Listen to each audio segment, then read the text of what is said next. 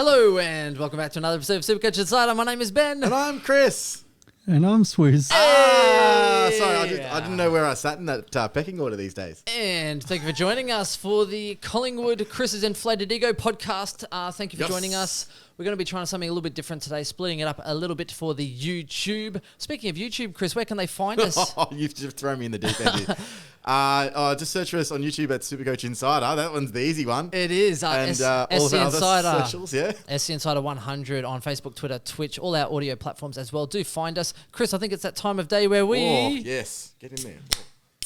Oh, mine's a boy. A little bit of froth in there. Swiz, mate, you're just sitting there like an absolute muppet. No froth for you today? No froth for me today, mate. Oh, that's good. Just chilling back. That's not bad. This is a... I don't know if you can see this. What have we got here? There's a lot of light here. Tinnies. There is reflective light, like off your forehead, Chris. But exactly right. Sorry, guys, I didn't pat down and put some powder on before I joined onto the podcast. A little bit different. We're trying to have split screen here with Swiz. We're going to work out whether we can Streamlabs with a double and have an external voice. We'll see how we go. But look, happy to be on board. Happy. First as well, shout out to Stuart Davison. He's been hitting us up. A good friend has been saying, when's Chris coming back on? Because I miss the banter that Chris and I have. I actually gave him a big hug. We've had a lot of time apart. We have. A lot of time apart in the off-season. Too much time apart, to be honest. I know, but then it's like a rekindling where we get together and we hug and we're like, mate, it's been too long. I mean, you got your one kid, I've got my 4 kids now, so what you got to understand is there's other priorities. So did you explain to the general public what happened? It's like the COVID and the whole thing? Yes, and how, and we were holding off for Collingwood until everyone came back. These guys, mate. Isolation, and then Chris had COVID and had some extra time off. And we were just hanging out, mates. And they also said, we explained very kindly to the listeners last week on how you dropped us after you let your nut go and got cold feet and dropped us with plans. I'll have to say the banter surrounding you guys and just ribbing on me. Thanks for that. That gave me a bit of a chuckle. So well done, Swiz and Ben. That and was really fun. Speaking of Stuart Davison, he said he can't wait to hear what our bet is this year. Ooh. And I was like, oh, mate, I am still so butthurt. Are we betting on Cripps again? No, I am still butthurt over Patrick Cripps. I think he has left me... I feel so emasculated as a man that I'm too afraid to bet on anything anymore. That's how much he ruined me. It was so bad. Swiz, what we got to do, one of these podcasts, me and you, right, we'll plant a seed in Ben's head that some player will go really, really well. And then at the end, we'll bust it open on him. Not only did Patrick Cripps hurt me, Cam fucking Guthrie has a season for the ages and absolutely kills McCluggage. Oh, yeah, I got one for you. Hewitt out-averages Patrick Cripps. Write that down. Oh, see, that's tempting. It's so tempting. That's so tempting. It's worth $50, isn't it? Patrick Cripps over Hewitt. I'll take $50 on that. Let's go, round one. We're going already. Swiz, do you have an alternative contender? Come on, Swiz. I'm happy to throw a 3-way in there and get fucking Chera involved in this. I don't know. I reckon Chera probably does them both, maybe. I don't know. I like that Swiz likes a good 3-way. It's well done. Well done, Swiz. Well, you know what happens when you put 3 blue balls in a room? I don't know. I haven't. It's been a while. All right. Okay. So we digress. That's a 3-minute 50 intro of fucking nothing. Okay. So let's move in. Let's have a look at the fixtures. Chris, you want to give us your best 22? I believe. See how we fit. Now, the reason we're doing a best 22 is because it really does link into everything that we're talking about. Collingwood, new coach, lots of things are up for grabs, and the best 22 really does dictate, again, positions are points. And it really dictates roles are everything in Supercoach, as everybody who's listening to this podcast should know. And there is going to be a lot of changes at Collingwood, a lot of new faces, and there have been a lot of new faces over the last couple of years. So it'll be interesting to see like the new rookies, the new guys that they've drafted who are all high-end talent, guys from last year that didn't really get a lot of game time, versus how their new coach sees them and whether the guys that were playing last year have any runs on the board. So guys like McCreary, guys like Ginnivan, guys like Caleb Poulter. All these guys... Poulter. They got some decent game time towards the end of the season, but under a new coach, I think that means absolutely diddly squat. So it'll be interesting to see if they are going to be in the ones or potentially in the twos, and a lot of them don't really make my 22 at this stage, and The good thing about for Collingwood fans out there is I don't think this year is the year, even though I'd love to say that they're in the 8, especially now that Carlton have lost it with Sam Walshy going down. You just spoke about your team being in the 8 before your podcast. I know. No, I don't think they will, but I can say that with a little bit of certainty that the next couple of years they're really coming through because they've got some great youth. I think we can all agree on one thing is that Collingwood will probably He's do... just shaking his head over there, Swiz. Just speak your mind, Swiz. Hey, Tell us how you really feel, buddy. He's biding his time. We had a negative review saying, can you guys shut the fuck up and not talk over each other? So I can see Swiz biting his lip. He's trying a new... But wait, he's restrained himself. Maybe this is a new David Swiz. We can agree on one thing. They will do better than West Coast this year. Oh, yeah, absolutely. I think that's... Swiz. 100%. 100%, mate. West Coast are fucking shit house. And they're just getting worse by the week. It's not good. All right, so from the back line, obviously I've got Noble. I think Charlie Dean does come in, and I think that's his spot from round 1. So for those who do have him or don't have him, if you don't know who Charlie Dean is, we'll probably go through him a little bit more in the rookie part of this section of this, but I think he's locked that up at this stage. We've got Jeremy Howe obviously coming back from injury. Pendle's off the half back line. I think that's a lock at this point. Darcy Moore and IQ round at the 6, but there will be 7 essentially. Crisp is that other one that I think that between him and Maynard, they'll be switching between wing on the ball and that's as that 7th rolling through that back line. So I've got him on the wing now, but I do think he plays more of a defensive role if he's going to be playing on the wing, but he's also going to be playing a lot of time on the ball. So positioning in the 22 is not really important. How he actually plays, I think he's going to be really good this year. Adams, of course, at centre. Josh Dacos on the other wing.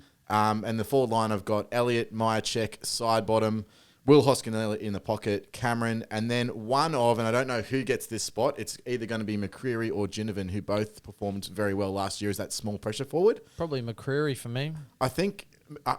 Just the pressure actor, if he's not injured. What we know is that McRae's going to value forward pressure. So whoever's really applying that in the preseason, and I've seen some great videos, the amount of forward pressure that's being applied by our guys this year, well, based on obviously highlight reels, looks to be really, really good.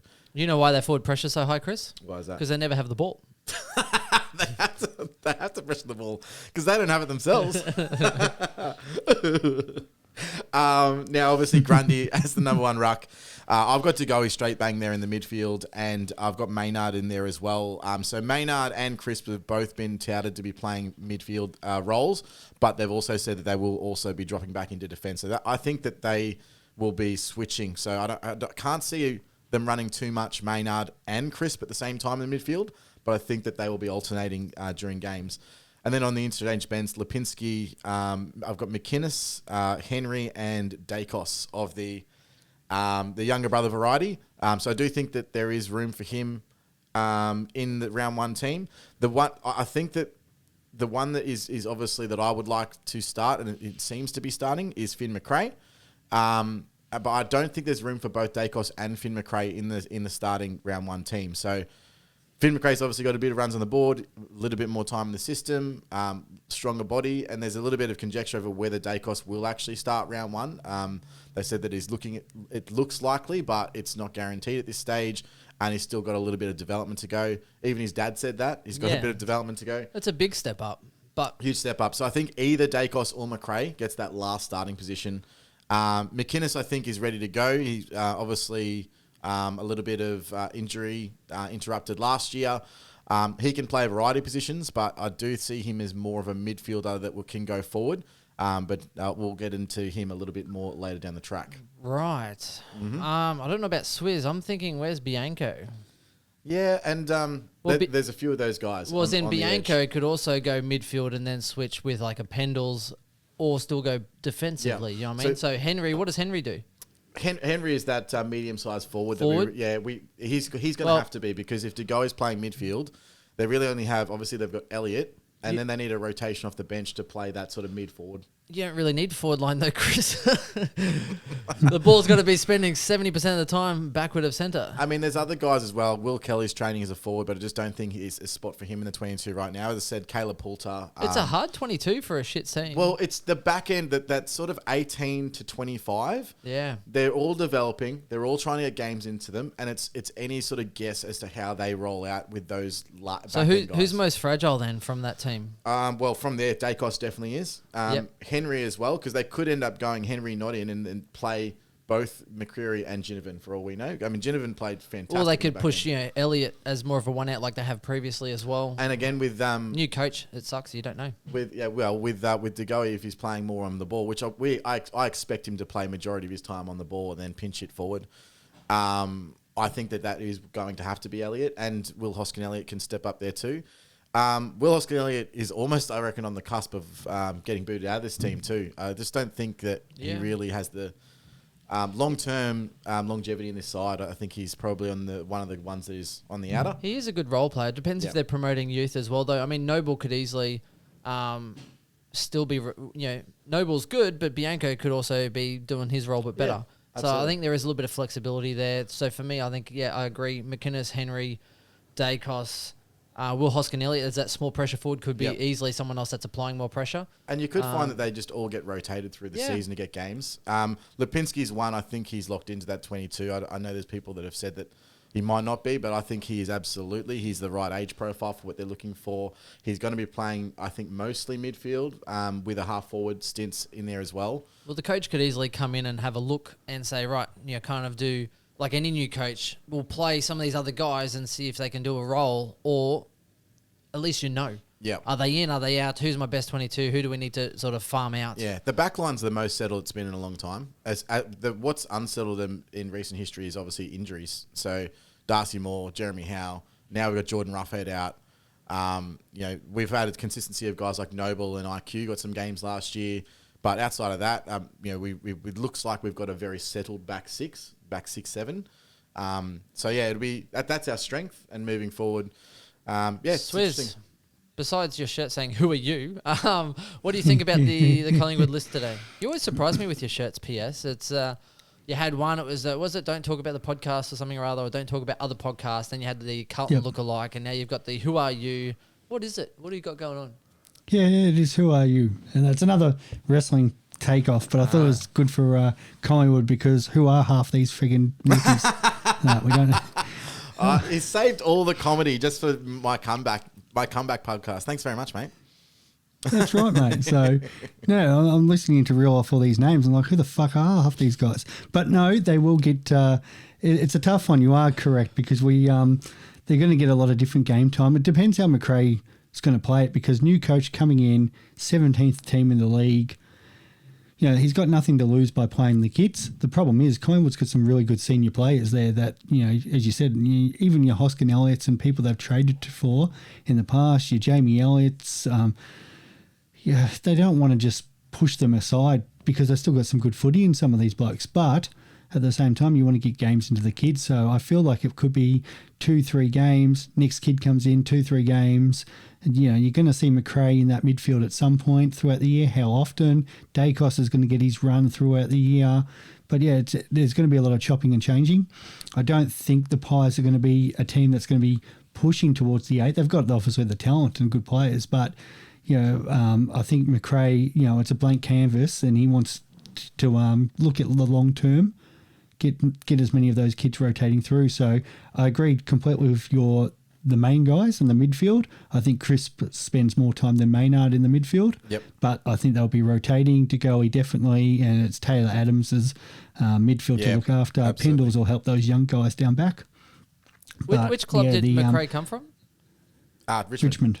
Yeah, and Richmond are pretty good for having flexibility through people rotating through as well, don't they? Like you. Yeah, so we usually play the 7th defender. The defensive winger drops back. So, I think that's more your Maynard role with those other guys, and he becomes that 7th, and then it's pressure forward. So, but, we've chopped and changed each week, like, Castagna, and we had Butler at one stage, and Arts then came in, and, Higgins, and then he left because there were so many small forwards just rotating through. Yeah. Collingwood's in that same boat, but they're now all 18, 19-year-olds. And so I think you're on the money, but... Yeah, I think for the last however many years, our biggest deficiency was the small forwards. If Elliott was kicking 5 in a game, we weren't doing anything with our smalls. So it'd be interesting to see how they do that, if they're going to play them like they did at Richmond, where they have the two really high half forwards that are essentially running back with the play of the ball back into the forward line. And if so, then that could change the forward mix entirely, because you just need super fit guys that can run two-way. I'm looking forward to the season. I actually think I still think that the Collingwood Best 18 is good enough to play finals football, but they are just never ever on the park ever. They can't get sustainable matches into the. Imagine if someone didn't run two-way. That'd be an awkward conversation over the radio, wouldn't it? Down the boundary. I don't get it. Two-way radio? Jeez, you're shit, Chris. Oh, God, Sorry, I've spent 3 months without these puns, and I just forgot how shit they were. No, you never forget. All right, it's like your first. Okay. Okay, let's move on. Let's have a look. Welcome back. I was going to do a shout out there, but I might leave that name alone.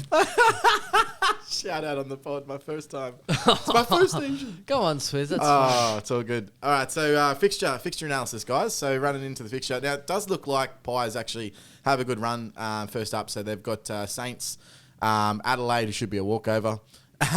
Geelong's obviously going to be a tough game. Eagles, who should be a walkover. Brisbane, who we dominate every year. Percentage builder. You do not dominate every year, especially at the Gabba. You're going to get smashed. Dude, didn't we win last year? No. I'm sure we did. No, don't you remember Bailey kicking it after the siren and you got so upset? Free kick! That's a free kick! Dude, I was so angry. Oh, Bailey. That was like early in the round. Anyway, but yeah, Saints, I think, again, teams that leak points.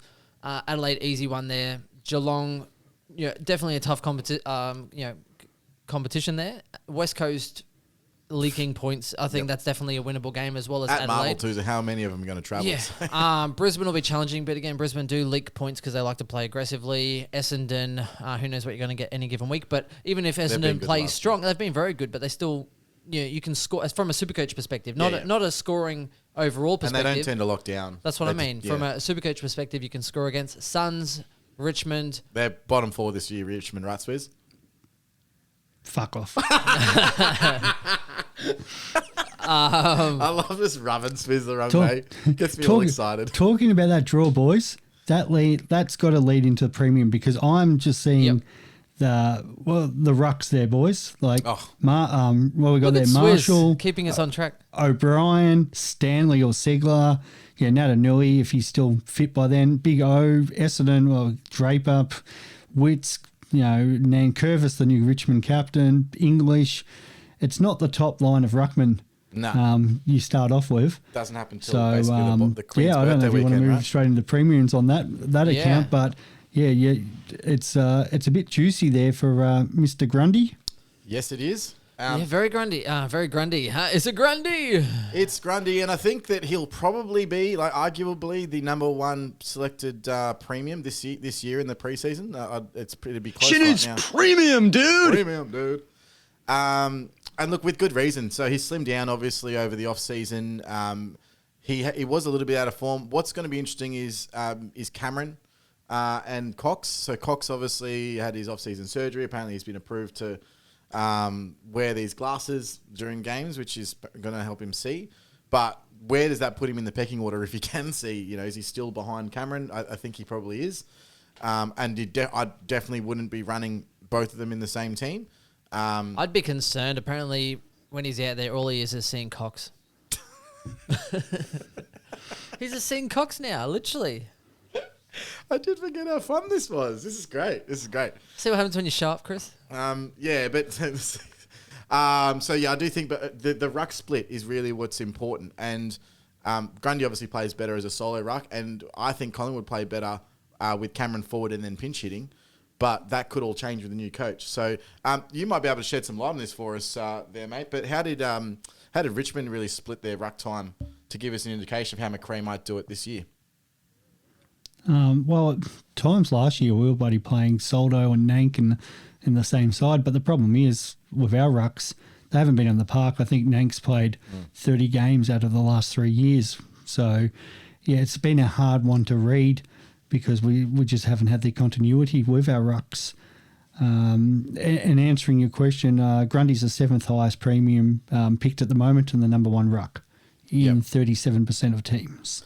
Wow, okay. Well, it makes sense. That's His lower, first 7 games averaged 127.1, then tapered off for the next 6 at 118.7, but he was injured. And even then, with all the COVID restrictions and they were travelling, he openly said, Grundy's a guy that likes to escape football. He likes to do some graffiti. He doesn't live and breathe football. Yeah, exactly. He doesn't live and breathe. He loves football, but as in he does graffitiing and likes to actually get away and escape. Now, if you are that kind of person that's more introverted and actually likes to be expressive and have time away, when you're in a bubble, that's the last thing you can do.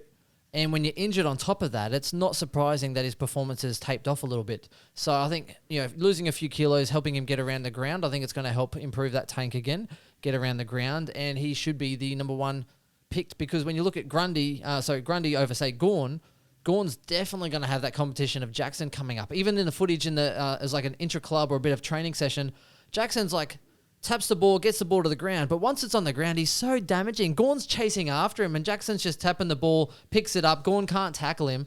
It's ridiculous at how Jackson, once the ball hits the ground, Jackson's a freak. I can't see how Grundy isn't the number 1 ruckman this year because I do envisage Gawn going down. Darcy's obviously coming up, and I do like Darcy as well, but he also has his niggles that keep him out of games. And one thing we've seen, even though Grundy only played 20 games last year, he's been very, very consistent on the park. He plays through niggles. He consistently performs through niggles. Well, Darcy had a good patch pre-season, comes into the start of this year, and then all of a sudden Achilles tightness starts getting managed for a few weeks. So it's an interesting concept. Yeah, what do you think one. about Grundy there, Swiz? Oh, I've been lit up. Yeah, mate, I'm all for Grundy. Yep. Yeah, no, that's why I brought him up originally, and that he's hasn't moved from my side. He's a vice captain option. Yeah, no, mate, say no more. It's like, I'm not worried about friggin' Cox taking his ruck time, so... No. I just don't want to be playing... What I don't want is them playing the three of them, because then that forces either Cox or Cameron to be playing... They'll probably only play 60, 70% game time on the field, but they'll be playing a large percentage as a ruck, as a backup ruck. And I just don't want to see that because Grundy performs best when he's upwards towards 85 to 90% time on ground. And I think last year was only 82%, which is the lowest that he's had in quite a while. So I want to see that number edge back up to 85, 90%. Definitely doable. Next one, let's move on to Jack Crispy, the spoons in the Dane Beams trade-off. Average 104.9. Definitely increased his average throughout the year. He's the spoons. Dane Beams, we picked up Dane Beams off you, and we gave you pick 5. Was it you picked up DeGoey and Crisp? 2 people you still have, mind you. Two great players too, man. Yeah, and lucky we got a rebate though. But I'm going to anyway. let Swiz take the intro of this one because he's been on him literally since Supercoach opened and before that. So Swiz, tell me why you love Jack Crisp that much. Because of the midfield move, mate. It's Pendlebury. All rumours is he's gone back to half back. He's been training back at half back. Crisp started to get that midfield time. I'm sure Ben's got the breakdowns there of his season last year. Ben's a bit worried there, but I'm sure he does. I have the scoring averages. I don't have the positional averages. You can give me the scoring. You give me the scoring averages of his for his season there. But so first, do you want them or no? Sorry. No, there you go. Spill first 7 average 94.6. The next 8 games average 104.6, and then he finished off on a steam train 115.6. So he just got better as the season wore on, and he got more and more CBAs as the season wore on. Yes. And, look, I do think that's it. That's as simple as that. He's going to get those more CBAs. When he's a running machine, and he doesn't miss games. And when you just kick long every time, Chris, good things bound to happen. Yes, kick long, Chris, because we don't like you short kicking to turnovers. Anyway, I will also add to that. Obviously, he doesn't miss a game. That's very important. And there's something to be said about having a piece of stability outside of Jake Lloyd, because there's a lot of risky picks in the back line this season, and a lot of people are taking risks on guys like Aaron Hall or Ridley Whitfield and or Ridley. And these guys are notorious for missing games. Oh, Ridley, not so much, but the other guys, especially Aaron Hall and Lockie Whitfield, who are very good value selections. Aaron Hall. Yeah, or James Sicily, for example. You know, how he's going to come back. I think he must be the third highest picked defender at the moment, James Sicily. There's a lot of guys that are risky picks, and I think having Premos. that stability... Yeah. He's on it. Yeah. Yeah, now 33%. The third, if you take over 400K, yeah, Sicily's third highest picked. Yeah, and so I think it says something to choose another defender in that mix that is going to be reliable. It's not going to miss a game. He's going to be consistent. And regardless of anything with Jack Chris, even if he does just end up coming back into defence, there's an injury back there, they switch him back, he's still going to average you enough to not be a liability. And so I just find that that's super reassuring because what I expect from him, 105 average, 22 games, happy top 6, let's go. That's it. That's all I want. And you're paying for it at 570, but I think it's totally worth it. But even then, they have some depth in that defensive line as well. I mean, Maynard could still go back. Bianco, we already said as well. Yep. Also a good distributor and future captain, so I think they do have some depth in the type of role he was playing. Yep. And now they're kind of saying, they've actually got way more than that. They've also got Trey Roscoe, who has played there off the half-back line. They've got Nathan Murphy as well, who got some games there at the end of last year. So it's really opened up then for Crisp to actually go into that midfield. They need someone that can actually, do a bit of the hard work and a bit of that grunt to help out Adams. They need, a nice, classy player. Is he a lefty? Yeah, left footer. Yeah, yep. that's long, I thought. long left foot. That's why I like him. We have so much in common. What, he uses his left hand as well? I mean, I like Brisbane. He played for Brisbane. I mean, I have a left foot. He has a left foot. He's one of those guys that left Brisbane that you don't hate. Pretty much. He's one of the only ones. Good spot. He's not Jared Pollux.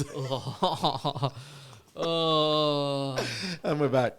All right, so look, I think that pretty much sums up the relevant premiums. Yeah. DeGoey. Outside of Jordan DeGoey. Are we not counting DeGoey? We should be counting DeGoey. Is he mid-pricer? How much is he? He's 463. I'd say premium. Premium. If you're picking him, it's to be a keeper. That's true. So I think he's probably the only one left. His figures speak for themselves, right? Look at that last 7 column. Last 7, 108.9 average. When Chris told me to pick him up, so cheap. I got him so cheap. So cheap. And he's the only thing that saved me through the back end of the year. Well and truly made up for Swiz's mate, Shai Bolton. Snap. So there we go. Okay, so the Jordan DeGoey forward mid-split, average 108.9 as a midfield in the final 7 rounds there. So that's, I think, all you really need to know. If he has a midfield spot, it's kind of like a better looking Jake Stringer, the explosive type that runs through the midfield, explosive type. Let's go through the problems. The problem is if he actually plays forward, he's a complete liability. The problem is if he actually goes out, then he's also a liability. Right. He's got behavioural problems and a whole bunch of other things. He rarely plays 22 games. There is a lot to consider when selecting Jordan DeGoey, but I suppose you get that in the discounted price. And it also depends how much flog you have in the flog meter available in your team. It's a real thing. You can't have too many flogs. People aren't starting with Toby Green this year. So you have a little bit of room. But Sicily's back, so it might take at a discount. Does that discount his flog meter? It might be a little. You've really got one. You got either. You've got to start DeGoey or Sicily. Pretty much. Choose your flog. Otherwise, you might be tipped in the wrong scale. Well, I think another thing to be said as well is, what's his fitness like? Now, they've been saying at the Pies at the moment that he's been ramping it up and ramping it up and ramping it up. But he's obviously hasn't trained with a club all preseason because of the court case, right? No. So that's a big problem. He went and partied in the off-season, wasn't trained with the club. Where's his fitness at? Because he's running mid. I heard his idea of fitness was... Did he write you a letter? No, an email. An email. I said, what is... Okay, so I'm like, okay, so send him an email, right? And I asked him, I was like, what is your idea? How would you define fitness? Right? And he replied, out of all things, curiously, and he said... Did he reply to Dane Zorko, who never replied to you? Or? He defines fitness as fitness glass around your head. Oh, wow. That was a long drawn bow. Glass house. I respect it. Glass house. Anyway, sorry. Swiz, I see your face chugging. sorry, Swiz, watching a slow moving crash. Anyway, that is it for the premiums. That is us. We will leave you to it. We'll come on. Swiz, what do you think about the old DeGoey train? I've had him in all pre-season. Yeah. Only 12% have jumped on, so 88% have a no shit bloke policy in their team, obviously, because I just thought He's a lock, but the worry is, as you said, is the fitness.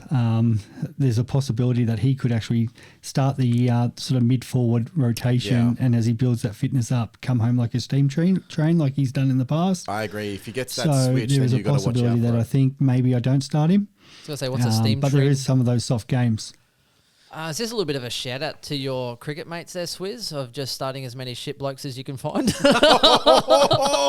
Oh, shots fired. Woo! That was big. Jesus. Sorry, Swiz. No, you're right. That was top tier stuff. I've had a couple of beers, mate. All right, look, that's it for us. We're going to come back and join you we're going to look at mid-prices and rookies, a highly, highly watchable segment. And we'll see you then. Just catch you soon, guys. Swiz. Is it? Say goodbye, Swiz. Oh, I said see you soon, but that's all right. We'll We digress. Gotcha. no soup for you. Stella. Bye.